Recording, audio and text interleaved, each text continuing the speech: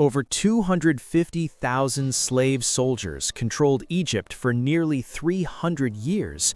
That's 250,000 men, born as slaves, trained as warriors, who ended up ruling one of the richest territories in the medieval world. The Mamluks didn't just serve Egypt, they became Egypt. They defeated the Mongols when no one else could. They crushed the Crusaders and ended Christian presence in the Holy Land, and they built a military system so effective that it lasted for centuries. This is the story of how slave soldiers built one of the most powerful empires in medieval history, and trust me, this is one of the most fascinating paradoxes in all of human civilization. Let me take you back to the year 1250. Egypt is in crisis. The Seventh Crusade just invaded. French King Louis IX captured the port city of Damietta and is marching toward Cairo. The Ayyubid Sultan just died. His widow, Shajar al-Dur, is desperately trying to hold the kingdom together.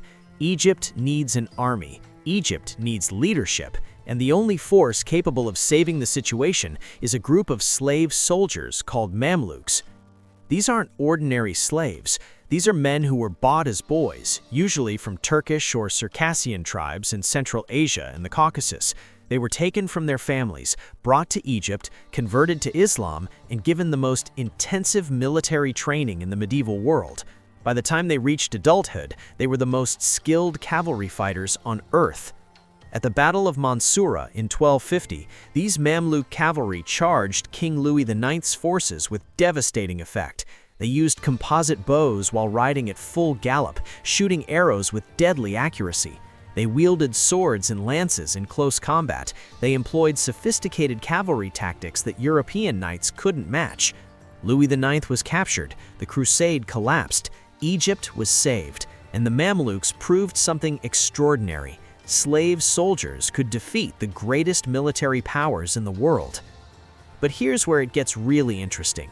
After winning the battle, the Mamluks looked at the political chaos around them and made a decision. Why should they serve incompetent rulers when they were the ones with military power?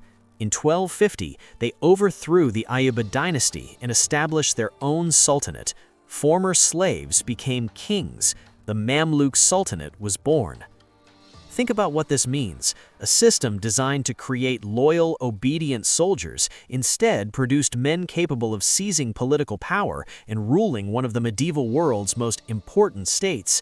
This shouldn't have worked, but it did. For 267 years, from 1250 to 1517, the Mamluks ruled Egypt and Syria, controlling trade routes between Europe and Asia, defending Islamic civilization against existential threats, and building one of the most sophisticated military states in history. Now here's the thing nobody talks about. The Mamluk system worked because it completely separated political power from inheritance. Every other medieval state, from European kingdoms to Islamic caliphates, passed power from father to son. This created weak rulers, civil wars over succession, and dynasties that declined over generations. The Mamluks didn't do that. You couldn't be born into Mamluk power. You had to be bought as a slave, trained from childhood, and prove yourself through military achievement. This created a meritocracy, sort of. Yes, it was built on slavery, which is horrific, but within that system, a Circassian boy from the Caucasus Mountains could become Sultan of Egypt if he was skilled enough, brave enough, and politically savvy enough. Social mobility existed in a way that was impossible in hereditary systems. Let me show you how this actually worked in practice. Boys, usually between ages 10 and 15, were purchased in slave markets across Central Asia and the Caucasus. Mongol invasions and tribal warfare created a constant supply of captives who were sold to slave traders. These boys were brought to Egypt and entered a rigorous training system that lasted years. They lived in barracks, completely separated from civilian society. They learned Arabic and Islamic theology. They studied the Quran and Islamic law. But most importantly, they trained in warfare constantly, archery while riding at full gallop, sword fighting, lance combat, wrestling, horsemanship, military tactics, and strategy. They learned to fight individually and as coordinated units. The Mamluks developed a martial arts system called Furusiya, which encompassed everything a cavalry warrior needed to know. Training manuals from the period describe exercises that seem almost superhuman. Mamluks could shoot arrows accurately while riding at full speed, hitting targets behind them by twisting in the saddle. They could use a lance, sword, and mace interchangeably in combat. They practiced fighting techniques that required extraordinary strength, balance, and coordination. By the time a Mamluk completed his training and was formally emancipated, usually in his early 20s, he was one of the most dangerous warriors alive. And crucially, his loyalty was to his regiment, his comrades who had trained alongside him, and the Sultan who had overseen his education. He had no family connections to complicate his allegiance, no tribal loyalties, no inherited lands pulling him in different directions. But the Mamluks weren't just soldiers, they were administrators, governors, and rulers. After emancipation, Mamluks could rise through military and political ranks. A talented Mamluk could become an emir, commanding thousands of troops. An emir could become a governor of a province. A governor could become sultan, ruling the entire state. The most successful sultans weren't necessarily the best warriors, they were the best politicians. Sultan Baybars, who ruled from 1260 to 1277, is the perfect example. Baybars was a Kipchak Turk, bought as a slave boy, trained as a Mamluk warrior. He fought in the Battle of Mansoura. He survived palace intrigues. He seized power through political cunning and military support. And then Baybars did something remarkable. He turned the Mamluk Sultanate into a superpower. In 1260, the Mongols, who had just destroyed Baghdad and ended the Abbasid Caliphate, invaded Syria. This was the same Mongol military machine that had conquered China, devastated Russia, and overwhelmed every army that stood against them. Most people assumed they were unstoppable. The Mamluks didn't assume that. At the Battle of Ain Jalut in September 1260, Mamluk cavalry faced the Mongol army in northern Palestine. This was one of the most important battles in medieval history. If the Mongols won, they would conquer Egypt, control the entire Middle East, and potentially push into North Africa and Europe. The Mamluks were defending not just Egypt, but Islamic civilization itself. Baybars commanded the vanguard. The Mamluks used their superior knowledge of local terrain. They employed feigned retreats, drawing Mongol cavalry into traps. They used their composite bows to devastating effect. The battle raged all day, and when it ended, the Mongols had been defeated, crushed. Their general, Kitbuka, was captured and executed. The Mongol advance into the Middle East stopped permanently. This wasn't just a military victory, it was a psychological triumph. The Mamluks proved that the Mongols could be beaten. They saved Egypt, Syria, and potentially the entire Islamic world from Mongol conquest. And they did it with an army of former slaves. Baybars wasn't finished. Over the next 17 years, he systematically destroyed the remaining Crusader states in the Levant. He captured Antioch in 1268 after a siege that ended with a massacre or enslavement of the entire population, a brutal act that terrified other Crusader cities. He conquered Jaffa, Caesarea, and Arsuf. He reduced the Crusader presence to a few isolated coastal cities. By the time Baybars died in 1277, the Mamluks controlled Egypt, Syria, and the holy cities of Mecca and Medina. They were the protectors of Islam, the defeaters of Mongols, the destroyers of Crusaders, and they were all former slaves. The economic foundation of Mamluk power was control of trade routes. Egypt sat at the crossroads of the medieval world. Spices from India and Southeast Asia traveled through the Red Sea to Egyptian ports, then overland to Mediterranean ports, and from there to Europe. Silk and other luxury goods from China followed similar routes. The Mamluks taxed all of this trade, generating enormous revenue. They also controlled agricultural production in Egypt. The Nile River's annual floods made Egypt incredibly fertile. The Mamluks organized irrigation systems, managed land distribution, and collected taxes on agricultural output. This provided the economic base to maintain their expensive military machine. But here's the paradox at the heart of the Mamluk system. To maintain their power, they needed a constant supply of new Mamluk slaves. Sons of Mamluks weren't Mamluks themselves. They were called Awlad al-Nas, sons of the people, and they had lower status than actual Mamluks. A Mamluk emir's son might become a bureaucrat or minor official, but he couldn't reach the highest levels of power. This meant the Mamluks had to continuously import new slaves from Central Asia in the Caucasus. They needed the slave trade to function. When the Mongol Empire eventually stabilized and trade routes became safer, reducing the supply of captives, the Mamluk system began to weaken. When the Ottoman Empire conquered the Caucasus and Central Asia in the 1500s, cutting off the supply of Circassian and Turkish slaves, the Mamluk military system started to collapse. The military sophistication of the Mamluks was extraordinary. They weren't just individual warriors, they were organized into regiments with sophisticated command structures. They developed tactical manuals that covered every aspect of cavalry warfare. They studied historical battles and analyzed what worked and what failed. Mamluk military architecture was equally impressive. They built massive fortifications, including the Citadel of Cairo, which still stands today as one of the most impressive medieval fortresses in the world. They constructed caravanserais to protect trade routes. They maintained naval forces to protect Mediterranean shipping. But they also patronized culture in ways that shaped Islamic civilization.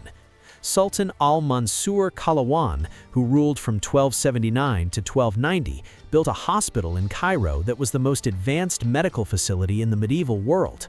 It had separate wards for different diseases, a medical school, and a library.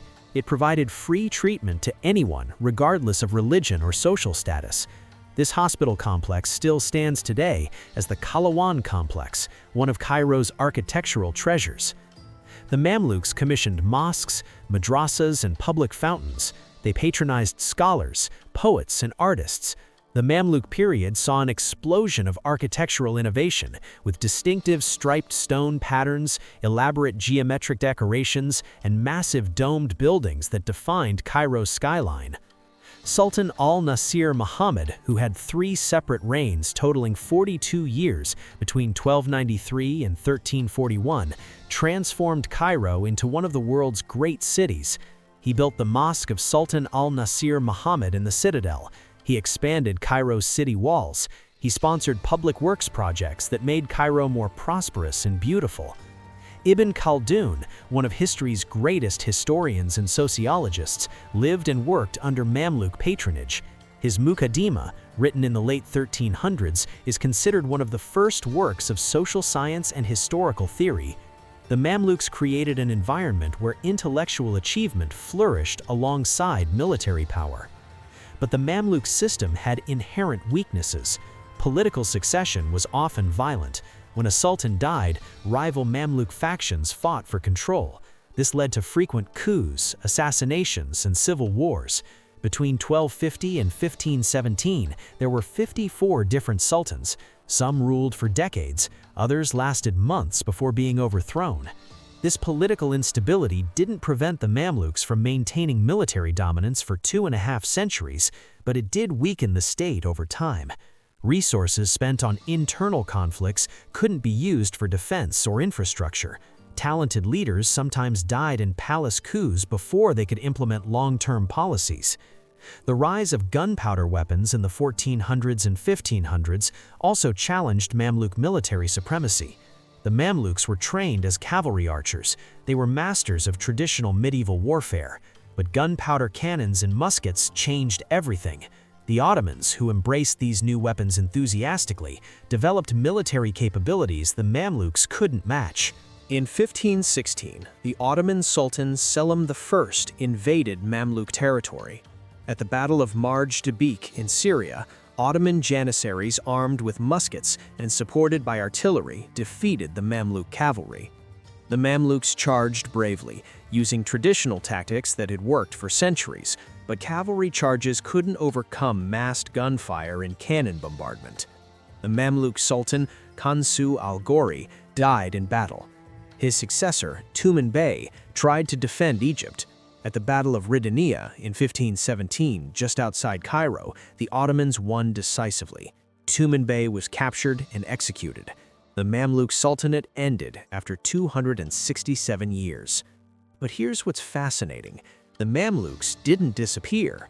The Ottomans recognized their value as military leaders and administrators. Ottoman governors in Egypt continued to use Mamluk officers and soldiers. The Mamluk military system, though no longer dominant, survived under Ottoman rule.